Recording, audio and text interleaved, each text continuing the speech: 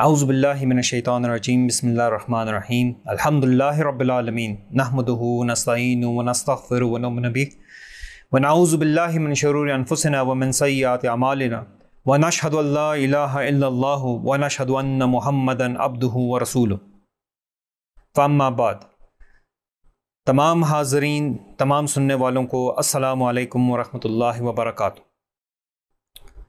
کسی بھی ریاست کے وجود کا استحکام کا تعلق اس کے بنیادی سٹیک ہولڈرز یعنی عوام میں اس کے اوپر بھروسہ اور اعتماد اور اس کی کارکردگی کے حوالے سے اطمینان کا موجود ہونا ضروری ہے۔ اسی تعلق کو بنیادی جو آئیڈیالوجیز ہیں تین، یعنی سرمایہ داریت، کیپٹلزم، اشتراکیت یعنی سوشلزم، اور اسلام، اس کے لیے اس کو منظم کرتی ہے، اس کے لیے ایک انتظام دیتی ہے، اس کے لیے ایک فارمولہ پیش کرتی ہے۔ جب اشتراکیت کی بات آتی ہے تو اشتراکیت کے اندر سوشلسٹ پارٹی ریاست ہی ہے، اور سوشلسٹ پارٹی بذات خود جو ہے محاسبہ کرنے کی ذمہ دار بھی ہے۔ اسی سے اندازہ کر لیجئے کہ یہ کتنا ہی خوبصورت فارمولہ ہے ان کا، اور شاید اسی وجہ سے 1917 میں چلنے والا انقلاب 1990 تک ختم بھی ہو گیا۔ دوسری طرف سرمایہ داریت کی بات آتی ہے تو سرمایہ داریت کے اندر بھی اس کو انتہائی ایک خوبصورت انداز سے پیش کرنے کی کوشش کی گئی کہ عوام محاسبہ کرتے ہیں اپنے حکمرانوں کا ایک الیکشن سائیکل کے اندر، وہ 5 سال کی ہے، 7 سال کی ہے، 4 سال کی ہے، مختلف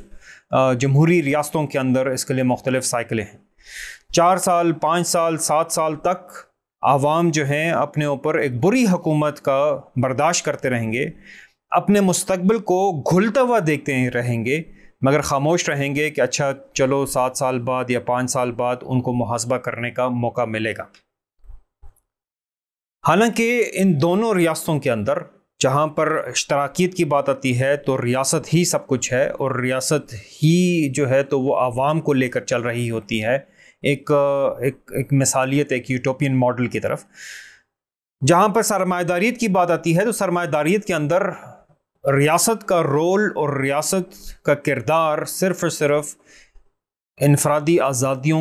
کی حفاظت کے حد تک لمیٹڈ ہے، محدود ہے،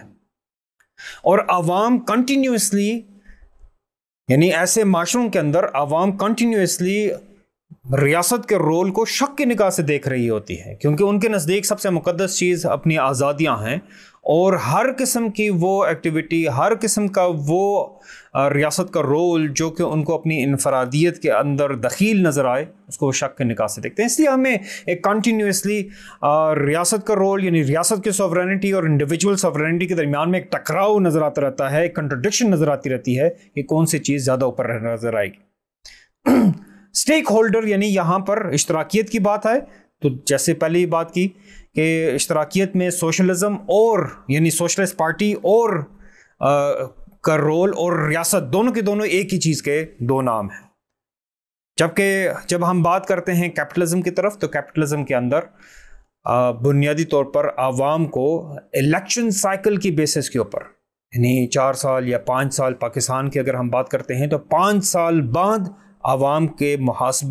کو حکمران کے محاسبے کا موقع ملتا ہے۔ اس دوران اگر ان کو اپنے حکمرانوں کے اوپر، ان کی کارکردگی کے اوپر اگر اعتبار نہیں رہا تو ان کو صبر کرنا چاہیے، ان کو انتظار کرنا چاہیے الیکشن سائیکل کا، جب ان کو اپنا محاسبہ کرنے کا اور احتساب کرنے کا موقع ملے۔ ان دونوں آئیڈیالوجیز کے مقابلے میں اسلام ایک انتہائی ممتاز اور اعلیٰ نوعیت کا سولوشن دیتا ہے۔ سب سے پہلی بات تو یہ ہے کہ اسلام کے اندر حکمران اور امت دونوں کے دونوں اب اللہ تعالیٰ کی طرف سے شریعت کے پابند ہوتے ہوئے اسلام کے نفاذ کے ذمہ دار ہیں۔ اور اسلام کے اندر جس ٹائم ہم بات کرتے ہیں ان دونوں رولز کی تو حکومت کی اپنی ذمہ داریاں بنتی ہیں، اس کے مقابلے میں عوام کی طرف انفرادی اور اجتماعی طور پر علیحدہ ذمہ داریاں بن جاتی ہیں، اور اسی ذمہ داری کو عمل بالمعروف و نہی عن المنکر کے ساتھ منسوب کیا گیا ہے، یا اس نام کے ساتھ اس کو پہچانا گیا۔ چنانچہ جب ہم ریاست کی طرف سے عمل بالمعروف و نہی عن المنکر کی بات کرتے ہیں، سب سے پہلے بلکہ اس میں ہم اس بات کا اگر ذکر کر لیں کہ معروف کیا چیز ہے اور منکر کیا چیز ہے، کیونکہ سیکولرزم کے تحت رہتے رہتے ہمارے تمام کے تمام انڈرسٹینڈنگز اس حد تک اثر انداز ہو چکی ہیں سیکولرزم اور لبرل آئیڈیا سے کہ شریعت کی بعض بنیادی اصطلاحات بھی ہم صرف اسی پیمانے یا اسی تناظر کے اندر دیکھ سکتے ہیں، اس سے ہٹ کر ہم نہیں دیکھ سکتے۔ چنانچہ جب ہم معروف کی بات کرتے ہیں تو وہ صرف اور صرف ایک انڈیویجول پرسپیکٹیو کے اندر ہی ہمیں نظر آتا ہے، یعنی جیسے کہ نماز پڑھنا، روزہ رکھنا، صدقہ خیرات وغیرہ کرنا، یا اچھے اخلاق کی بات آ جاتی ہے، سچ بولنا، غیبت نہ کرنا، جھوٹ نہ بولنا۔ تو اسی میں منکر کی جب بات آتی ہے تو وہ بھی ایک انڈیویجول ڈیفینیشن کے اندر ہی ہمیں منکر نظر آئے گا، یعنی کہ ایک انڈیویجول اگر اس کا اخلاق کیسا ہے، اگر ایک انڈیویجول نماز پڑھتا ہے یا نہیں پڑھتا، ایک انڈیویجول صدقہ خیرات کرتا ہے کہ نہیں کرتا، ایک انڈیویجول کا کردار کیسے ہوگا۔ یہ وہ سیکولرزم یعنی separation between church and state, یعنی دین اور دنیا کی تفریق کے فارمولے کی بنیاد کے اوپر ایک ویو ہے، ایک فہم ہے، ایک سمجھ ہے۔ جبکہ اسلام کے اندر جب ہم معروف کی بات کرتے ہیں وہ بات ہے جس کا اللہ تعالیٰ حکم دیتا ہے، جو ہمارے پر یہ فرض ہے یا مندوب ہے۔ چنانچہ اس کے اندر جہاں پر نماز کو قائم کرنا ایک معروف عمل ہے، اسی طریقے سے وہاں چوری کی حد کو نافذ کرنا بھی ایک معروف عمل ہے، اسی طریقے سے مقبوضہ علاقہ جات کو آزاد کروانا، افواج کا اس کے لیے حرکت میں آنا ایک معروف عمل ہے، اسی طریقے سے خلافت کا قائم کرنا ایک معروف عمل ہے، حج ایک معروف عمل ہے، رمضان کے اندر روزے جو ہیں تو ایک معروف عمل ہے، اسی طریقے سے اسلام کا اقتصادی نظام کو امپلیمنٹ کرنا جس میں سونا اور چاندی بنیادی کرنسیز ہیں، یہ ایک معروف عمل ہے۔ اور جب ہم منکرات کی طرف آتے ہیں، اسی طریقے سے جہاں پر کہ شراب حرام ہے، جس طریقے سے کہ سور کا گوشت حرام ہے، اسی طریقے سے مسلمانوں کا علاقہ دشمنوں کے حوالے کر دینا منکرات میں سے ہے، اسی طریقے سے غیر اللہ کی بنیاد کے اوپر حکومت کرنا، اللہ کے نازل کردہ کے علاوہ لوگوں کے معاملات کی دیکھ بھال میں یا ان کے مطابق حکومت کرنا منکرات میں سے ہے، سود جس کو کہ اللہ سبحانہ وتعالیٰ قرآن ہی میں کہتے ہیں کہ اگر ہم چھوڑنے کے لیے تیار نہیں ہیں تو پھر اللہ اور اللہ کے رسول کے ساتھ جنگ کے لیے تیار ہو جائیں، منکرات میں سے ہے۔ جنرل ٹیکسیشن، جی ایس ٹی اس کو کہتے ہیں، انڈائریکٹ ٹیکسیشن، اس کو اسلام میں منع کیا گیا ہے، یہ منکرات میں سے ہے۔ اسلامی اقتصادی قوانین کے اندر اسی طریقے سے جو عوامی نوعیت کی ملکیت کی چیزیں ہیں، جیسے بجلی کے کارخانے، جس طریقے سے گیس کے ذخائر، تیل کے ذخائر، کوئلے کے ذخائر، یہ سب کے سب عوامی نوعیت کی ملکیت ان کو ڈکلیئر کیا گیا ہے اسلام کے اندر، اور ان کی نجکاری کو اسلام نے حرام قرار دیا ہے، منکر ہے۔ چنانچہ معروف ہر وہ کام ہے جو کہ ہمیں اللہ تعالیٰ کے قریب کرتا ہے، یعنی اللہ نے ہمیں اس کا حکم دیا ہے، وہ حکم طلب جازم کی شکل میں بھی ہو سکتا ہے، اور وہ حکم جو ہے تو ایک ریکمنڈیشن کی شکل میں، یعنی سنت اور مندوب کی نظر کی شکل میں بھی ہو سکتا ہے۔ اور اسی طریقے سے منکر کی بات آتی ہے تو یہ وہ تمام کی تمام چیزیں ہیں جو کہ حرام ہیں شریعت کے اندر، اور وہ ایک انفرادی نوعیت کی سطح پر بھی ہو سکتا ہے، اور اجتماعی نوعیت کی سطح، کلیکٹیو کے لیول کے اوپر، ریاست کے لیول کے اوپر بھی وہ چیز ہو سکتی ہے۔ اللہ سبحانہ و تعالیٰ قرآن کے اندر ایک تعریف کے ساتھ جو ہے تو اسی عمل کو جوڑتا ہے۔ اللہ سبحانہ و تعالیٰ فرماتے ہیں اعوذ باللہ من الشیطان الرجیم بسم اللہ الرحمن الرحیم کنتم خیر امۃ اخرجت للناس تأمرون بالمعروف وتنہون عن المنکر وتؤمنون باللہ، کہ تم بہترین امت ہو، اور یہ بہترین امت کے لقب کو ایک ٹاسک کے ساتھ جوڑ دیا گیا ہے، اور وہ عمل کیا ہے؟ وہ ہے کہ ہم نے انجوائنگ گڈ، کہ ہم نے اچھائی کا، خیر کا حکم کرنا ہے، اور ساتھ ہی میں جو ہے تو تنہون عن المنکر، یعنی منکرات سے، برائی سے روکنا ہے۔ اور اس میں ایک اور انتہائی اہم چیز آ جاتی ہے، ابھی ہم رول کی بات کر رہے ہیں، ریاست کے رول کی جب بات آتی ہے، یہ تو چلے منکرات اور معروفات کی بات ہوگی، اب کچھ رولز کی بات کر لیتے ہیں، اور اسلام کیوں کر ممتاز ہے۔ نمبر ایک بات تو یہ آ جاتا ہے کہ اسلام کے احکام نیشن سٹیٹ کی باؤنڈریز کے، سرحدوں کے جو ہے تو اندر مقید نہیں ہے، بند نہیں ہے۔ چنانچہ ظلم جہاں کہیں پہ بھی ہوگا اس کو روکنا اس امت کی، اس خیر الناس کی، جس کو اللہ سبحانہ تعالیٰ کہا کنتم خیر امت اخرجت للناس، کہ یہ بہترین امت ہے جو کہ انسانوں کے لیے نکالی گئی ہے۔ تو اس میں لمیٹیشن نہیں ہے کہ ہم نے صرف اور صرف پاکستان کی باؤنڈری کے اندر، افغانستان کی باؤنڈری کے اندر، شام کی باؤنڈری کے اندر، ترکی کی باؤنڈری کے اندر جو ہے تو صرف اور صرف ہم نے لوگوں کے خیر کو دیکھنا ہے، یا لوگوں کو جو ہے تو اچھائی کی طرف لے کر جانا ہے، ان کو جو ہے تو اچھائی کو حکم کرنا ہے اور برائی سے روکنا نہیں، بلکہ دنیا کے ہر کونے کے اندر جہاں کہیں بھی انسان بس رہا ہے، انسانیت کو، انسانیت کے ظلم سے نجات دلانا اس امت کے اوپر فرض قرار دیا گیا۔ اس لیے یہ ریاست، اسلامی ریاست، خلافت کی ریاست، جب وہ تأمرون بالمعروف کی بات آتی ہے تو وہ اسلام کو نافذ کر رہی ہوتی ہے خلافت کے اندر، یہ اس کا تأمرون بالمعروف ہے۔ اور تنہون عن المنکر کی جب بات آتی ہے تو تمام باطل نظریات، تمام باطل ازمز، ان سے انسان کو آزاد کرنا، ان کے کام کو روک دینا، ان کی طاقتوں کو ختم کر دینا، یہ تأمرون بالمعروف، تأمرون المعروف و نہی عن المنکر، نہی عن المنکر کے تحت یہ سارا کا سارا کام آ جاتا ہے کہ پوری دنیا تک جو ہے تو اسلام کو پہنچانا ہے، اسلام کے انصاف کو پہنچانا ہے، اور ریاست کے اندر اسلام کو نافذ کرنا، تأمرون بالمعروف۔ جہاں پر ریاست کے لیول کی یہ بات آ گئی، اسی طریقے سے انڈیویجول اور گروپ کی شکل میں بھی ہمارے کچھ فرائض بنتے ہیں۔ اللہ سبحانہ تعالیٰ قرآن میں فرماتے ہیں وَلْتَكُن مِّنْكُمْ أُمَّةٌ يَدْعُونَ إِلَى الْخَيْرِ، کہ تم میں سے ایک گروپ ہونا چاہیے جو کہ خیر کی طرف برائے، وَيَأْمُرُونَ بِالْمَعْرُوفِ وَيَنْهَوْنَ عَنِ الْمُنكَرِ، کہ تم میں سے ایک گروپ ہونا چاہیے جو خیر کی طرف بلائے اور عمل بالمعروف کرے اور نہی عن المنکر کرے، اور یہی لوگ فلاح پانے والے ہوں۔ یہاں پر یدون عن الخیر، اور یہاں پر خیر جو ہے تو وہ اسلام کے لیے ہے، یعنی اسلام کی طرف وہ بلاتے ہیں۔ یہ جہاں پر تعریفی جملے موجود ہیں، اسی طریقے سے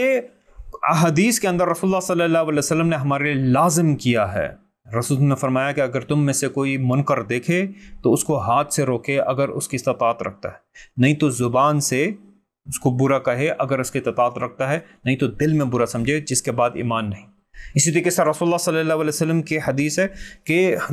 اس کی قسم جس کے ہاتھ میں محمد صلی اللہ علیہ وسلم کی جان ہے، تم عمل بالمعروف کرو گے اور نہی عن منکر کرو گے اور حاکم کا ہاتھ حق کی طرف موڑو گے، اور اگر تم نے ایسا نہیں کیا تو اللہ کی طرف سے تمہارے پر عذاب مسلط ہوگا اور تمہارے دلوں کو آپس میں ٹکرا دیا جائے گا، جس طریقے سے بنی اسرائیل کے ساتھ کیا گیا تھا۔ جہاں پر ایک طرف تعریف موجود ہے اور دوسری طرف وعید موجود ہے، یہ دونوں باتیں جب جمع ہوتی ہیں تو یہ طلب جازم کا قرینہ بن جاتا ہے، یعنی فرضیت کا قرینہ بن جاتا ہے کہ مسلم امت کے اوپر یہ چیز فرض ہے۔ رسول اللہ صلی اللہ علیہ وسلم کی حدیث ہے کہ مجھے خوف ہے اس بات کا کہ تم عمل بالمعروف و نہی عن منکر سے رک جاؤ اور اللہ کا عذاب تم پر مسلط کر دیا جائے اور تم دعا کرو اور تمہاری دعائیں قبول نہ۔ کیا آج ہم دیکھتے نہیں ہیں کہ انتہائی مقدس جگہوں کے اوپر ہمارے لاکھوں کے مجمع آپس میں جمع ہو کر اکٹھے جو ہیں تو دعائیں کرتے ہیں، مگر ہمارے حالات دن بدن اچھے ہونے کے بجائے بدتر سے بدتر ہوتے جا رہے ہیں۔ ہمارے علاقے، ہماری زمینیں، ہماری عزتیں، ہماری جانیں، ہمارے محرمات، یعنی رسول اللہ صلی اللہ علیہ وسلم کی ہستی تک جو ہے تو ان چیزوں سے محفوظ نہیں، ہماری دعائیں قبول نہیں ہو رہی۔ رسول اللہ صلی اللہ علیہ وسلم کی ایک اور حدیث کا مفہوم اسی طریقے سے ہے کہ تم میں سے اگر ایک جماعت، اگر تم لوگ ایک منکر کو دیکھو اور استطاعت رکھنے کے باوجود اس کو نہ روکو، پھر انتظار کرو اس بات کا کہ ایسا عذاب آئے جو پھر تفریق نہیں کرے گا کرنے والوں اور نہ کرنے والوں میں۔ کیا اصحاب سبت، بنی اسرائیل کے وہ 3 گروہ جن کو کہ آزمایا گیا تھا مچھلیوں کے ساتھ کہ دریا میں مچھلیاں کب آتی ہیں، کیونکہ 3 گروہ بن گئے تھے۔ ایک گروہ جو کہ اپنے حکم کو جو ان کے اوپر نافذ تھا کہ سبت یعنی ہفتے والا دن صرف اور صرف عبادت کرنی ہے اور اس کے علاوہ کسی قسم کا دنیاوی کام نہیں کرنا، اور اسی دن اللہ سبحانہ و تعالیٰ نے ان کو امتحان میں ڈالا۔ اسی دن دریا میں اچھل کر مچھلیاں آتی تھیں اور باقی دنوں میں نہیں آتی تھیں۔ انہوں نے اس کے لیے جگاڑ بنایا، انہوں نے دریا کے کنارے تالاب بنائے، انہوں نے ہفتے والے دن جو ہے تو دریا کے پانی کو تالاب میں لے کر آئے، جس کے ذریعے سے مچھلیاں بھی آتے تھے۔ 3 گروہ بن گئے، ایک گروہ جو کہ عمل کر رہا تھا، ایک گروہ جو ان کو روک رہا تھا، تیسرا گروہ جو کہتا تھا یار روکنے کا کوئی فائدہ نہیں ہے، انہوں نے سننی تو ہے نہیں، اپنی مرضی کریں گے، ہم جو ہیں تو ویسے ہی ان کے ساتھ جو ہیں تو منہ ماری کیوں کر رہے ہیں، ہم جو ہیں ان کے اوپر کیوں سر کھپائیں، ہم کیوں جو ہے ان کے اوپر اپنی انرجیز کیوں ضائع کریں۔ اللہ کی طرف سے ان کے اوپر عذاب آیا، ان کو جو ہے بندر اور خنزیر بنا دیا گیا۔ 3 گروہوں میں سے 2 گروہ کے اوپر عذاب آیا، کرنے والوں پر اور خاموش رہنے والوں پر۔ رسول اللہ صلی اللہ علیہ وسلم کی ایک اور حدیث ہے جس میں انہوں نے فرمایا کہ بنی اسرائیل کا انحطاط کی پہلی نشانی یہ تھی کہ جب 2 بندے آپس میں ملتے، جن میں سے ایک بندہ کوئی برا کام کر رہا تھا، کسی منکر کو کرنے والا تھا، دوسرا بندہ اس کو روکے گا، اس کو منع کرے گا، مگر اگلے دن جب دوبارہ ملیں گے، جب اپنی مجلسوں میں بیٹھیں گے تو ان پر کوئی فرق نہیں پڑا ہوگا۔ اور اللہ سبحانہ و تعالیٰ قرآن ہی میں فرماتے ہیں کہ داؤد علیہ السلام اور عیسیٰ علیہ السلام کی زبانی ان لوگوں کے اوپر لعنت کی گئی۔ رسول اللہ صلی اللہ علیہ وسلم نے فرمایا اس امت کے حوالے سے کہ یہ انچ بائی انچ اور میٹر بائی میٹر پرانی قوموں کی اتباع کریں گے، یہاں تک کہ اگر وہ جو ہیں تو ایک لیزرڈ کے سوراخ میں داخل ہوئی ہوں گی تو ان کے پیچھے چلتے ہوئے یہ امت بھی اسی طریقے سے بیہیو کرے گی۔ ان کے انحطاط کی سب سے پہلی نشانی یہی تھی، عمل بالمعروف و نہی عن المنکر میں کمزوری۔ یہی وہ چیز ہے جس نے آج ہمیں ایسے حالات میں ڈال دیا ہے جہاں پر ہمارے اوپر اسلام سے بما انزل اللہ تعالیٰ کے نازل کردہ کے علاوہ چیزوں کے ساتھ حکومت کی جا رہی ہے۔ ہماری اکانومی IMF اور ورلڈ بینک والے چلا رہے ہیں، ہماری سیاست وہ جمہوریت اور نیشن سٹیٹ کی تھیوریاں اور انسانی خود مختاری کی بنیاد کے اوپر ہیں، ہمارا قانون برٹش کامن لا کے مطابق ہیں، ہمارے اقدار ڈکلریشن آف ہیومن رائٹس اور مغرب ہی کی طرف سے اسٹیبلش اقدار کی طرف سے آ رہی ہیں، اور ہم خاموش۔ جو حدیث آپ لوگوں کے سامنے ایک بیان کی گئی جس کا مفہوم یہ تھا کہ اگر تم میں سے کوئی ایک منکر کو دیکھے تو اس کو ہاتھ سے روکے اگر سخت رکھتا، نہیں تو اس کو زبان سے کرے۔ جب ہم زبان کی بات کرتے ہیں تھوڑا سا اس کے اوپر ہم توجہ دینے کی کوشش کرتے ہیں کہ کیا مطلب بنتا ہے، کیونکہ اسی حدیث کی تشریح اس طریقے سے کی گئی ہے کہ ہاتھ سے روکنا ان لوگوں کے لیے ہے جہاں پر کہ وہ اختیار رکھتے ہوں، جس طریقے سے ریاست کے اندر حکمران ہے، اس کا کام جو ہے تو وہ طاقت رکھتا ہے، اقتدار رکھتے ہیں اور اتھارٹی رکھتے ہیں، جس کے ذریعے سے اپنے فیصلوں کو پر عمل کروانا ان کے بس میں ہے۔ والد ہے، گھر کے اندر اختیار رکھتا ہے کہ جہاں کہیں پہ بھی کوئی بھی پوزیشن ہو سکتی ہے جہاں پر ایک انڈیویجول کے پاس اگر اختیار ہے، اگر وہ ایک منکر دیکھتا ہے، کمپنی کا مالک ہے، فیکٹری کا مالک ہے، گھر کا مالک ہے، گھر خاندان کے اندر بڑا ہے، سربراہ ہے، قبیلے کا سربراہ ہے، مختلف سیٹ اپس ہیں جہاں پر ایک انڈیویجول اختیار اور اقتدار رکھتا ہوگا جس کے ذریعے سے وہ منکر کو روک سکے،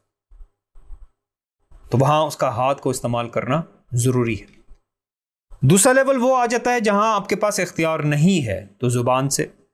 حکومت کے مقابلے میں عوام کے پاس اختیار نہیں ہے، مگر ان کے پاس اس بات کی قدرت موجود ہے کہ وہ اپنے آپ کو آرگنائز کر سکیں، ان کے پاس اس بات کی قدرت موجود ہے کہ وہ اپنی آواز کو اٹھا سکیں، ان کے پاس اس بات کی قدرت موجود ہے کہ وہ اپنی آواز کو آرگنائز کر سکیں، ان کے پاس اس بات کی قدرت موجود ہے کہ وہ بحیثیت ایک پریشر گروپ کے سامنے آئیں اور حکومت تک اپنی بات کو پہنچائیں کہ یہ جو منکرات ہمارے اوپر مسلط کیے جا رہے ہیں، بندوق کی نوک کے اوپر جو ہے تو ہمارے اوپر یہ چیزیں ڈالی جا رہی ہیں، یہ ہم جو ہیں تو قبول نہیں کر سکتے۔ ہم اکثر اوقات زبان کی جب بات کرتے ہیں تو زبان کو بالکل منیمم لیول کے اوپر روک لیتے ہیں، حالانکہ ہم ٹماٹر کے مہنگے ہونے کے اوپر کون سے جو ہیں تو عمل نہیں کرنا چاہتے، کس طریقے سے ہم اپنا احتجاج ریکارڈ نہیں کروانا چاہتے، مگر جس وقت وہ بات آتی ہے جس بات کے نہ کرنے کے اوپر رسول اللہ صلی اللہ علیہ وسلم نے ہمیں عذاب کی خبر دی، ہمیں عذاب سے ڈرایا، تو وہاں پر ہم جو ہیں تو صرف اور صرف کامنٹ کر کے ہی رہ جائیں گے؟ یعنی صرف زبان کے اوپر، یعنی صرف زبان سے منکر کو برا کہنا، اس کے اندر انلمیٹڈ نمبر آف ہمارے پاس پاسبلٹیز موجود ہیں کہ ہم کس طریقے سے آرگنائز کر سکتے ہیں، ہم کس طریقے سے اپنی بات کو ایمپلیفائی کر سکتے ہیں، ہم کس طریقے سے اپنی بات کو مقتدر حلقوں تک پہنچا سکتے ہیں اور ان کو جو ہے تو اس بات کے اوپر مجبور کریں یا اس بات کو سننے کی طرف لے کر آئیں۔ مثال کے طور پر کشمیر کے حوالے سے کہا جا رہا ہے کہ ماضی کی باتوں کو دفن کرنا ہوگا، کہ پچھلے سالوں میں 1990 سے لے کر ابھی تک 1 لاکھ سے اوپر جو ہے تو کشمیری شہید ہو چکا ہے، کتنی جو ہیں تو عصمت دریاں ہو چکی ہیں، کتنے لوگ جبری گمشدگیوں کا نشانہ بن چکے ہیں، جیلوں میں پڑے ہوئے ہیں، نہ بزرگ محفوظ ہیں، نہ خواتین محفوظ ہیں، نہ بچے محفوظ ہیں، نہ بچیاں محفوظ ہیں۔ اور آج ہمیں کہا جا رہا ہے کہ ہمیں ماضی بھولنا ہوگا۔ کیسے 1 لاکھ شہیدوں کے خون کو بھلایا جا سکتا ہے؟ کیسے اس آیت کو بھلایا جا سکتا ہے وَمَا لَمْ لَا تُقَاتِلُونَ فِي سَبِيلِ اللَّهِ وَالْمُسْتَضْعَفِينَ مِنَ الرِّجَالِ وَالنِّسَاءِ وَالْوِلْدَانِ، کہ کیا ہو گیا ہے تم نہیں لڑتے ہو ان مردوں، عورتوں اور بچوں کو جن کو کمزور پا کے دبا دیا گیا۔ ہمیں ظلم کے خلاف آواز اٹھانی ہوگی۔ رسول اللہ صلی اللہ علیہ وسلم کی حدیث ہے کہ ہم اپنے بھائی کی مدد کرو چاہے وہ ظالم ہو یا مظلوم۔ صحابہ کرام نے پوچھا کہ مظلوم کی مدد تو سمجھ میں آتی ہے، ظالم کی مدد کیا ہے؟ رسول اللہ صلی اللہ علیہ وسلم نے فرمایا اس کا ہاتھ روک کر۔ آج ہمیں اس فریضے کو زندہ کرنا ہوگا، آج ہمیں اس بات کو پہچاننا ہوگا کہ یہ جو رسول اللہ صلی اللہ علیہ وسلم نے ہمیں ڈرایا اس بات سے کہ اگر تم ظالم کا ہاتھ حق کی طرف نہیں موڑو گے تو میں آپس میں ٹکرا دیا جائے گا۔ آج ہمیں جو آپس میں ناتفاقی نظر آتی ہے، امت کا جو شرازہ بکھرا ہوا نظر آتا ہے، امت کے اندر یہ ساری قومی ریاستیں اس کی طاقت کو ٹوٹے ٹوٹے کیے ہوئے ہے نظر آتا ہے، اس کا حل صرف اور صرف یہی ہے کہ ہم واپس عمل بالمعروف کی طرف جائیں۔ اور سب سے بڑا امر جو ہے تو وہ خلافت کا فریضہ ہے، جس کو تاج الفروض بھی کہا گیا، جس کو الفرائض بھی کہا گیا ہے، اور واجب الوجوب بھی، کہ ہم سب سے بڑے امر کو آج دوبارہ جو ہے تو زندہ کریں، اس کے لیے جو ہے تو متحرک ہوں، اس کے لیے ہم منظم ہوں، اس کے لیے جو ہے تو ہم آواز اٹھائیں اور ایک بار پھر خلافت کو قائم کریں، اور پھر اس کے بعد جو ہے تو اسی عمل بالمعروف کو ہم دنیا تک لے کر جائیں۔ وآخر دعوانا الحمدللہ رب العالمین، والصلاۃ والسلام علی رسولہ الکریم۔ السلام علیکم ورحمۃ اللہ وبرکاتہ۔